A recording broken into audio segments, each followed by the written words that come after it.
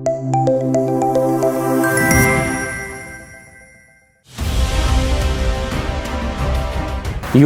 Easy money పేరు మీద పెడదారి పట్టిస్తున్న ఈ బెట్టింగ్ యాప్స్ పైన నిజానికి వాస్తవం చూస్తే సోషల్ మీడియాలో సీనియర్ ఐపీఎస్ ఆఫీసర్ ప్రస్తుతం ఆర్టీసీఎండీ సజ్జనార్ సార్ ఒక యుద్ధమే చేస్తున్నారు అనుకోవచ్చు. వారిని చైతన్యపరిచే ప్రయత్నాలు కూడా చేస్తున్నారు.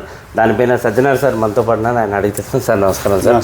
సార్ ఇటీవల కాలంలో అంటే చాలామంది కమిషనర్లు అలాగే సైబర్ కానీ సీసీఎస్ కానీ అన్ని డిపార్ట్మెంట్లు ఉన్నాయి. ఈ గతంలో సైబర్ క్రైమ్ మీద విస్తృత ప్రచారం చేశారు కదా. ఈ బెట్టింగ్స్ యాప్ మీద వ్యవహారానికి సంబంధించి సోషల్ మీడియాలో కానీ మీరు విపరీత స్పందన ఉంది. సో దాని మీద ఈ బెట్టింగ్స్ యాప్స్ మీద మీరు ఏం చెప్పదలుచుకున్నారు? ఈ మధ్యలో ఒక 4-5 months నుంచి చాలామంది సూసైడ్ చేసుకున్నట్లు, చాలామంది నష్టపోయినట్లు, చాలామంది అమాయకులు బలి అయినట్లు నా దృష్టికి రావడం జరిగింది. నేను కూడా రెగ్యులర్గా ట్వీట్ చేస్తూనే ఉన్నాను. ఆల్మోస్ట్ గత ఒక 3.5 years నుంచి ఇక్కడ వచ్చిన తర్వాత నుంచి చాలా ఇష్యూస్ పైన నేను ప్రజల్ని చైతన్యవంతం చేయడానికి నాకున్న సోషల్ మీడియా హ్యాండిల్స్ ద్వారా కూడా ప్రయత్నం చేయడం జరుగుతుంది.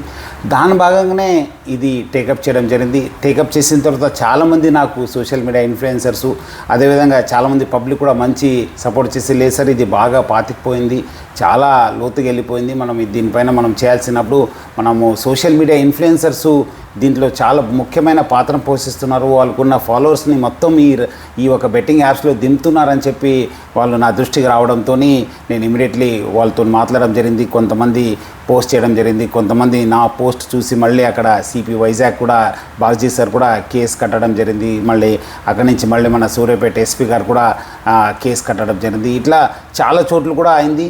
సో ప్రజలు కూడా మంచి స్పందన రావడంతో ఈ బెట్టింగ్ యాప్స్ గురించి ప్రజలు ఒక చైతన్యవంతం తీసుకోవడానికే నా వంతు కృషి చేయడం జరుగుతుంది. సార్ ఈ బెట్టింగ్ యాప్స్ వ్యవహారానికి సంబంధించి అంటే కేవలం యాప్స్ అనే కాకుండా ఈ రమ్మీ అనేది వ్యవహారం ఉంది. రమ్మీ అనేది మన దగ్గర పేకాట్ అనేది క్లబ్, కానీ వీరికి ఎక్కడో వేరే రాష్ట్రంలో పర్మిషన్ ఉంటుంది. దాన్ని బట్టి ఆన్లైన్ వ్యవహారానికి సంబంధించి అని చెప్పి దీన్ని ఆడిస్తున్నారు. సో అలాంటి వాటి మీద ఎలాంటి కట్టడి చేస్తే బాగుంటుందని?